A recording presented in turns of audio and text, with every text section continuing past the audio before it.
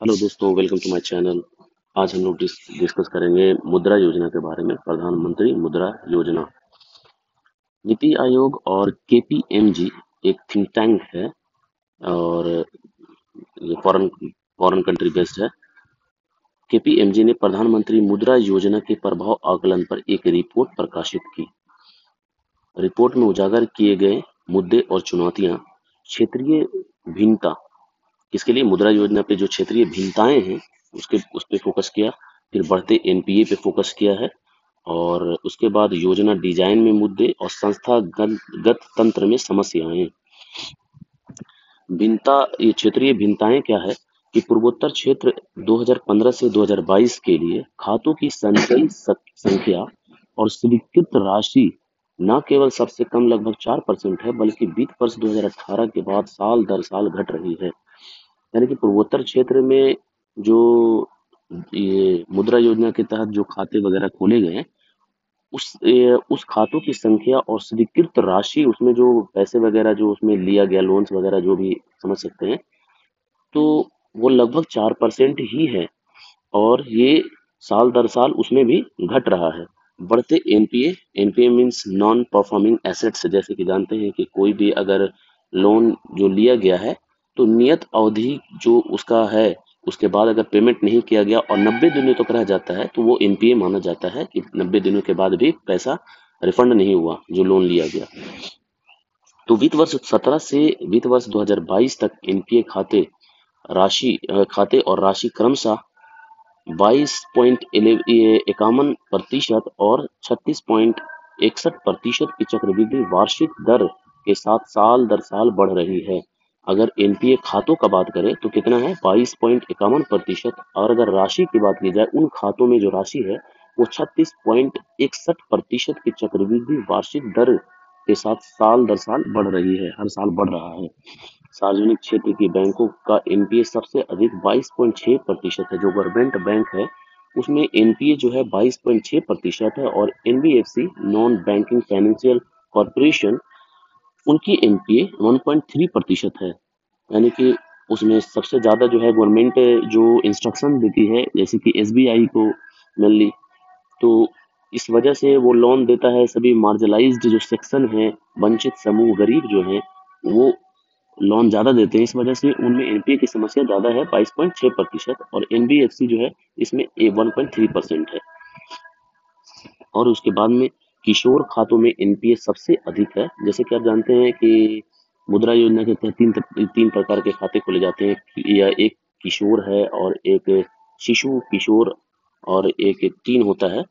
तो इसमें किशोर किशोर खातों में एनपीए सबसे अधिक है, जबकि शिशु खातों में एनपीए की राशि सबसे कम है। किशोर खाता मीन्स कि जिस किशोर मतलब कि जैसे बड़ा हो गया, बड़ा बड़ा खाता है जिसमें बड़े उद्यमी जुड़े होते हैं, तो वो लोग लोन ज्यादा लेते हैं, इसलिए उसमें एनपीए ज्यादा है।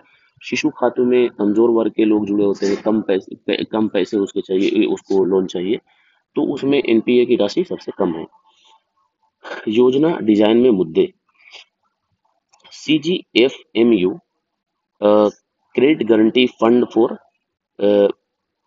माइक्रो यूनिट्स के तहत भुगतान पर 15% की सीमा अ, बैंकों के लाभों को सीमित करती है। डिफॉल्ट किए गए ऋण के लिए सीजीएफएमयू द्वारा कवर की जाने वाली अधिकतम राशि, यानी कि अगर वो अगर लोन देता है तो अधिकतम राशि जो वो कवर कर सकती है सिर्फ 15%, यानी आदमी से वसूल करने के लिए फोर्स कर सकती है, उससे ज्यादा के लिए नहीं। सीजीएफएमयू के तहत जटिल एक्सएमएल प्रारूप, आसानी से सुधारी ना जा सकने वाली त्रुटियां अपलोड करने में अधिक समय और लंबी दावा निपटान प्रक्रिया, यानी कि सीजीएफएमयू के तहत जो रिकवर पैसा किया जाता है उसका प्रोसेस जो है वो जटिल है। इस वजह से उन लोगों को और दिक्कत आता है। और क्या है अन्य मुद्दे में, उच्च गारंटी शुल्क, उच्च पुनर्वित्त दर, संपार्श्विक की कमी के कारण सुरक्षा जोखिम आदि। संपार्श्विक मतलब हो गया कोलेटरल, जो बॉन्ड, वहां जो ऋण लेने के समय में कुछ जैसे जमीन का पेपर वगैरह मांग लेता है कि हाँ भैया लोन नहीं देंगे तो वसूली इससे होगा, तो बिना कोलेटरल फ्री पैसा दिया जाता है आपको। सीजीएफएमयू जो है credit guarantee fund for micro units, इसमें क्या है कि 10 लाख लोन दिया जाता है संपार्श्विक मुक्त, यानी कि बिना लोन के ही, यानी कि बिना किसी कोलेटरल का, बिना किसी कागज पत्र के रखे हुए, वहां पे गिरवी रखे हुए आपको लोन मिल जाता है 10 लाख रुपए तक। और 75% गारंटी कवर ऋण मिलता है। 75% का मतलब कि सरकार इसमें क्या है कि अगर पैसा ऋण वसूली नहीं होता है, वो लोग या लोन लेने के बाद अगर जमा नहीं करते हैं, रिटर्न नहीं करते, तो सरकार इसमें 75% गारंटी कवर देती है कि सरकार इसका पैसा बैंकों को देगी। और CGFMU के तहत लघु और सूक्ष्म उद्यमों के लिए भी पैसा दिया जाता है। जो वैसे MSME जो लघु और सूक्ष्म उद्यम जो MSME एक्ट 2006 के अंतर्गत रजिस्टर्ड हैं, उनको दिया जाता है। तो ये बाद में कमियों में भी आता है कि जो रजिस्टर्ड हैं उनको दिया जाता है, और जो रजिस्टर्ड नहीं है, यानी कि समझ सकते हैं कि बात या भारत में ज्यादातर जो लोग हैं, जो छोटे उद्यमी हैं, वो बेचारे अशिक्षित हैं और इन योजनाओं से परिचित नहीं हो पाते। तो वो रजिस्टर्ड कैसे कर पाएंगे, और उन लोग को ये तक नहीं पता कि MSME क्या है। तो जागरूकता की कमी है। तो इस वजह से ये लोग रजिस्टर नहीं कर पाते, तो ज्यादा लोगों तक इन योजनाओं का पहुंच नहीं हो पाता। और ऐसा होता है कि जो लोग संसाधन संपन्न हैं, जिसके पास पैसे हैं, जो एजुकेटेड हैं, वही इन योजनाओं को का लाभ उठाते हैं। अगर इसका प्लानिंग ये है कि ज्यादा से ज्यादा लोगों को, जो गरीब हैं, उसको हम ऐड करें और वो पैसे कमाएं और भारत के आर्थिक विकास में योगदान दे, वो लोग वंचित ना रहे, यानी कि सभी लोग इक्वल रहेंगे तो ग्रोथ ज्यादा होगा। ये उद्देश्य है, लेकिन ये हो नहीं पाता है क्योंकि अशिक्षा जो है और जागरूकता की कमी है, इस वजह से सारे लोग नहीं जुड़ पाते हैं। पारदर्शिता भी नहीं है। और दूसरा, जब लॉटरी सिस्टम के तहत सभी को उठाया जाता है, तो सभी को मिल नहीं पाता। इसमें यह है कि जिसके साथ साठगांठ रहता है, सरकार के साथ गठजोड़ रहता है, उनको भी योजनाओं का लाभ ज्यादा मिलता है। फिर उसके बाद में संस्थागत तंत्र में समस्याएं। सूचना एकत्र करने के लिए केंद्रीकृत डाटाबेस का अभाव, यानी इस इन योजनाओं के से संबंधित, यानी कि लागू करने के लिए किनको मिलना चाहिए, क्या क्या सफल हुआ, सक्सेस हुआ, इन चीजों के लिए ये केंद्रीकृत डाटाबेस नहीं है। कमजोर वर्गों और वंचित क्षेत्रों में ऋण की खराब पहुंच। जैसा कि हम लोग डिस्कस किए कि कमजोर और वंचित जो लोग हैं, जो अशिक्षित हैं, जो संसाधन विहीन है, जिनके पास साधन नहीं है, तो उन लोगों के पास पहुंच नहीं हो पाता। गारंटी कवर या अन्य परिचालन तकनीकी दिशा निर्देश से संबंधित मुद्दों पर प्रश्नों की त्वरित समाधान के लिए डिजिटल प्लेटफॉर्म का अभाव, यानी कि अगर मान लीजिए कि कुछ प्रॉब्लम आता है, तो अगर कुछ भी ऐसा नहीं है कि उनके मुद्दों को जल्दी से जल्दी समाधान कर दिया जाए। भारत में ऐसे भी जानते हैं कि कितने केस पेंडिंग रहते हैं, मुद्दों को सुलझने में सालों 10 साल लग जाता है।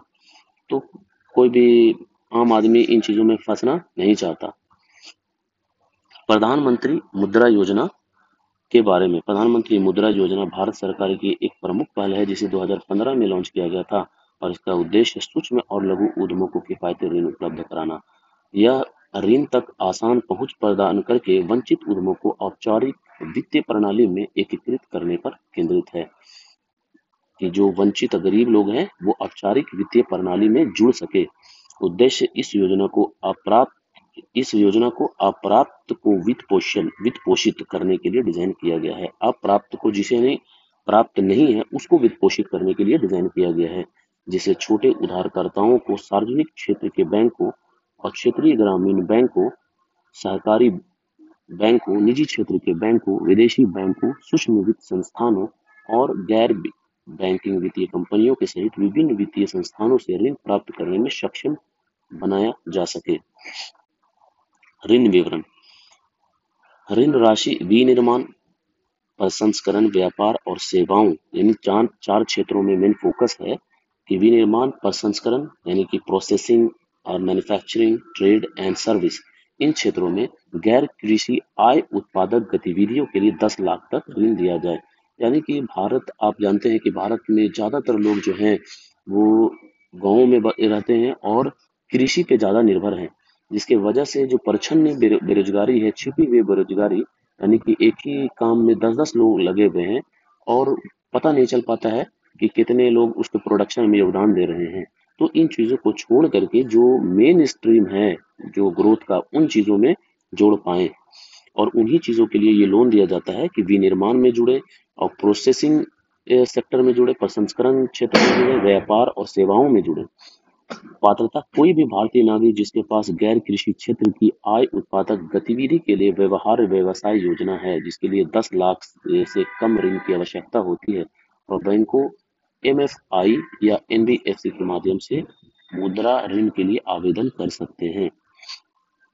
अब ये है कि इसमें गैर कृषि क्षेत्र से संबंधित अगर आपके पास कोई प्लानिंग है कि हाँ हम ये बिजनेस करेंगे, तेल का कढ़ाई करने के लिए मशीन लगाएंगे, या मसाला उत्पादन के लिए, या ये या किसी ये कपड़ा उद्योग के लिए, आप अलग अलग किसी भी योजनाओं में अगर आपके पास कुछ प्लानिंग है तो आप जाकर के एमएफआई बैंक और एनबीएफसी के माध्यम से आप ये एप्लीकेशन दे सकते हैं।